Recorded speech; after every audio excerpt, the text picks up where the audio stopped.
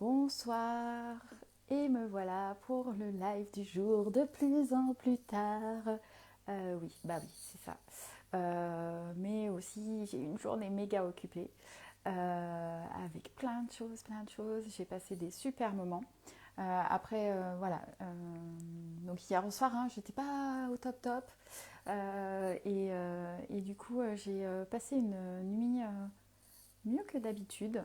Et j'ai passé une chouette journée à être avec, à faire des choses simples, à juste discuter avec des amis, à jouer avec des enfants. Mon Dieu, les enfants, ça fait tellement de bien. À papoter de tout et de rien. Et ça fait vraiment du bien. Donc me voilà plus en forme. Voilà. Alors, qu'est-ce que j'ai envie de vous raconter ce soir? Bonne question, hein. Qu'est-ce que j'ai envie de vous raconter? Qu'est-ce qui me vient là? Je vais fermer les yeux et voir ce qui me vient dans mon cœur.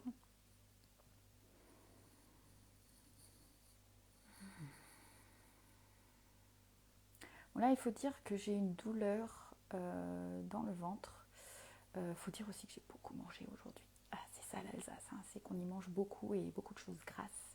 Et on boit beaucoup d'alcool aussi. Donc j'ai là mon corps qui me dit Caroline, attention, attention, parce que là dans un mois tu t'installes en Alsace, on ne va pas tenir ce rythme, Caroline. Donc du coup j'ai cette douleur là qui prend le dessus.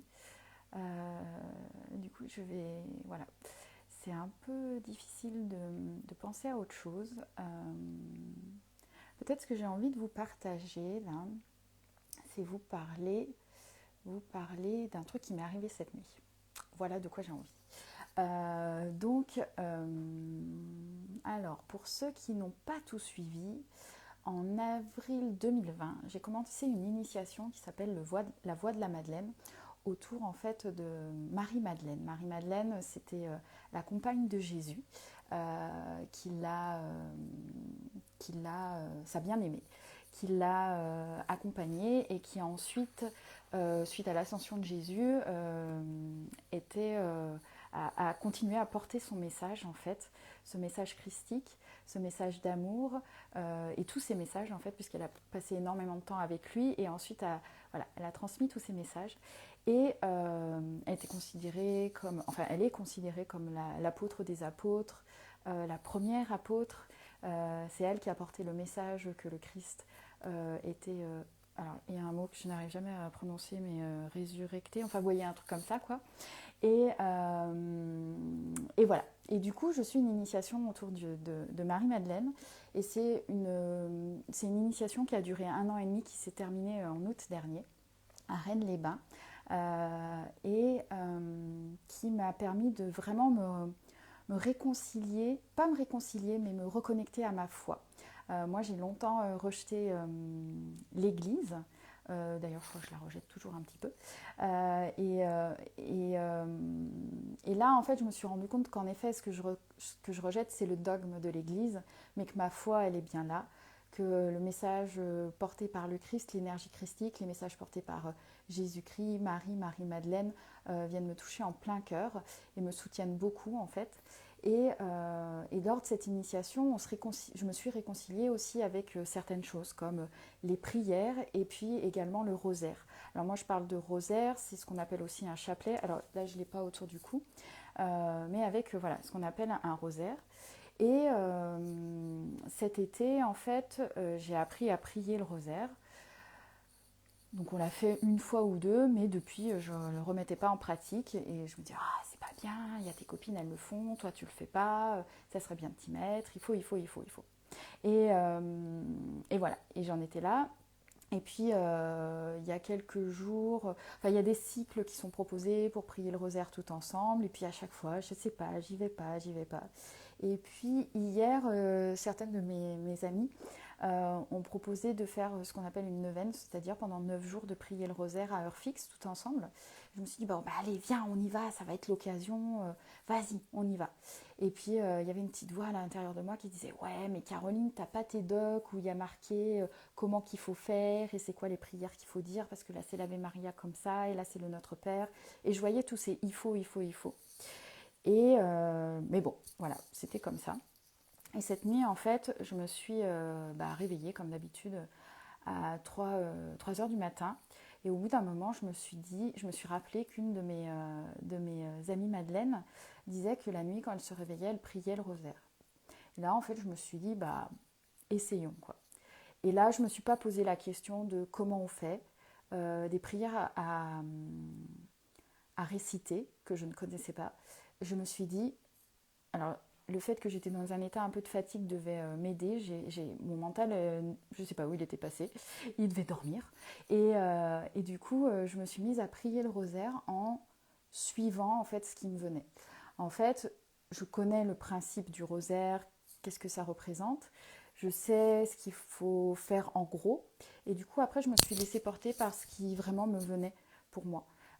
Du coup, en fait, à chaque perle, je récitais une prière et des prières que j'ai inventées, en fait. Alors là, en vous le disant, je ne me reconnais même pas.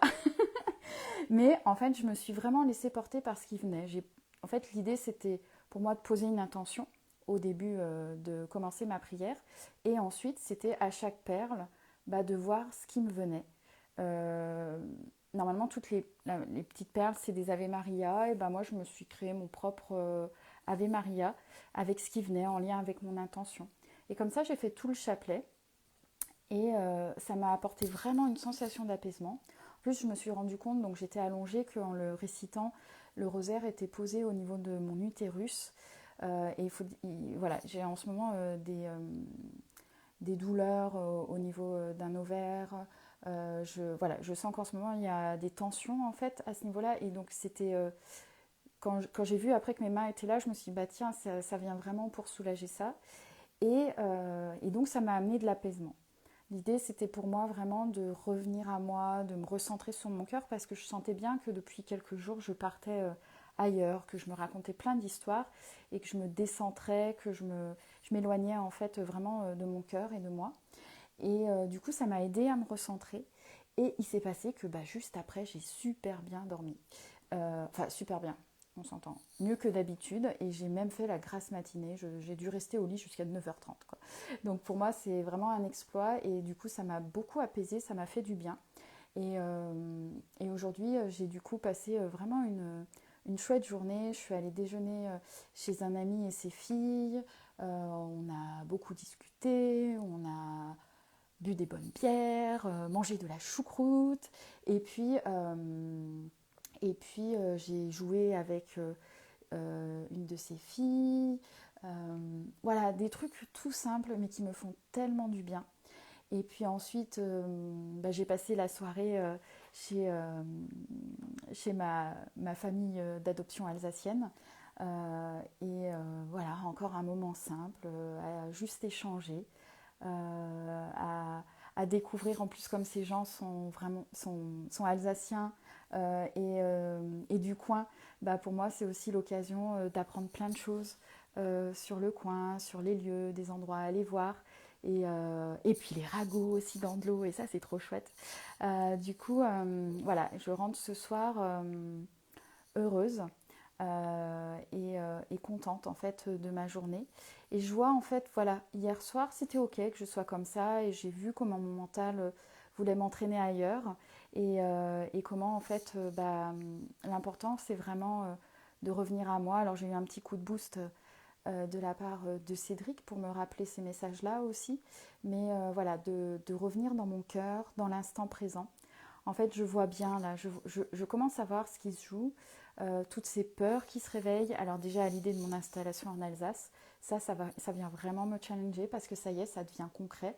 Dans moins d'un mois, je viens, j'amène mes chats et j'emménage en Alsace. Et ça, c'est waouh, c'est un big saut qui vient réveiller plein de peurs. Et mon mental vient se mettre en route. Mon Dieu, t'as tout ça à faire. Et voilà. Alors qu'en fait, quand je me pose, que je me connecte à mon cœur ou que je parle à des amis, je veux venir à Andelot, je veux me poser dans ce logement avec mes chats, je veux avoir du temps pour écrire et voilà, pour écrire ce livre que j'ai commencé et pour juste la vie simple, quoi, rencontrer mes amis, passer du temps avec eux, les recevoir chez moi, manger, se balader, aller se balader en forêt et échanger avec des gens du coin, découvrir ce qu'ils font, leurs activités, et voilà, être vraiment dans cette simplicité pendant peut-être un mois, le temps dont j'aurais besoin pour vraiment me sentir installée, même si je me sens déjà avec quand même une bonne partie de moi bien présente à Andelo, avec déjà pas mal de connaissances, et de voilà de ouais, plus ça va, plus je me sens vraiment voilà, c'est chez moi de toute façon Andelo, il y a pas photo, et et c'est de ça dont j'ai envie. Et demain, normalement, je retourne à Paris, mais il y a une part de moi qui ne veut pas. Et malheureusement, aucun logement est disponible à Andelo. Et ça vient me frustrer. Mais je crois que j'ai trouvé en fait comment transcender ça. Accepter que bah non, je ne peux pas rester à Andelo, mais peut-être que je vais pouvoir prolonger mon séjour en Alsace de quelques jours. Et voilà, et peut-être pas rentrer tout de suite, mais rentrer voilà, d'ici peut-être 2-3 jours, histoire de profiter. Je sais pas, j'ai l'impression qu'il faut que je reste encore un petit peu. Et, euh, et du coup, en fait, je réalise que eh ben, d'ici là, en fait, pour m'installer à Andelo, en fait, j'ai envie de... Enfin, c'est pas pour m'installer à Andelo, je dis ça, mais en fait, j'ai mon appartement à Paris et je sens que j'ai besoin, en fait, de faire le tri. Que ça y est, le moment est venu de vraiment faire le tri. Alors, le prétexte, c'est pour rendre mon appartement visitable, mais, et puis de me dire aussi, parce qu'une fois que je vais être en Alsace, j'aurais plus envie de le faire, mais j'y vois aussi la symbolique de vraiment m'alléger avant de venir en Alsace, même si mes affaires pour le moment vont rester à Paris, que je vais rien emmener en Alsace, mais cette symbolique ouais, de m'alléger et avant ce grand saut, quoi. Et en même temps, vous voyez, je vous dis ce grand saut, mais en même temps, le saut, il est déjà fait. Voilà. Et ce soir, j'ai dit oui le 30 décembre, j'arrive chez vous avec mes 2 chats. Et voilà, et j'ai peur, et en même temps, bah voilà, ça y est, c'est le moment. Donc voilà où j'en suis ce soir. Et puis je vois, voilà, il y a ça qui travaille, mais je commence aussi à sentir un autre truc. Je sens vraiment en fait que, voilà, c'est du grand nettoyage de mémoire transgénérationnelle, peut-être de mémoire karmique depuis quelques mois qui ont lieu. Comme je vous disais avec Cédric, on a voilà, nettoyé un gros morceau et là je sens que je suis face encore à un nouveau truc à nettoyer, à transformer, à transcender. Euh, voilà, c'est hier ou avant-hier, je sais plus quel jour je vous parlais, j'ai utilisé l'expression histoire d'amour impossible. Et depuis que j'ai prononcé ces mots, en fait, ça m'interpelle. Je me dis, il y a un truc là, il y a un truc, j'ai dit ça, mais dans mon cœur, ça résonne pas juste. Il y a un truc à transformer autour de cette expression. Et du coup, bah voilà, je laisse ça infuser, voilà, je sens qu'à un moment je vais écrire dessus pour m'aider dans cette exploration, mais je sens que là, voilà, il y a un truc à aller voir à transformer, à transcender, et voilà, c'est ce qui se passe en ce moment. Et puis donc, bah, samedi, c'est la nouvelle lune avec une éclipse. Donc alors la nouvelle lune, c'est déjà voilà la lune qui bah, qu'on on ne voit pas sa lumière. Et puis, si je me souviens bien, c'est une éclipse où la lune passe devant le soleil. Donc vraiment en termes de lumière, là, on n'en a pas. Hein. Et, euh, et voilà, c'est encore une fois aller chercher, creuser, plonger dans ces ombres, voilà, pour aller transformer tout ça. Et je sens aussi qu'il y a ce côté de autre chose en fait en ce moment qui me traverse, c'est vraiment accepter toutes les parts, l'ombre et la lumière, et c'est ok quoi. Vous voyez, bah là il y a une lumière et forcément il y a des ombres derrière, et c'est ça en fait, c'est ça. Et, euh, et puis je peux cacher la lumière et être plus dans l'ombre, enfin bon. Et voilà, et ça bouge en permanence et c'est ok.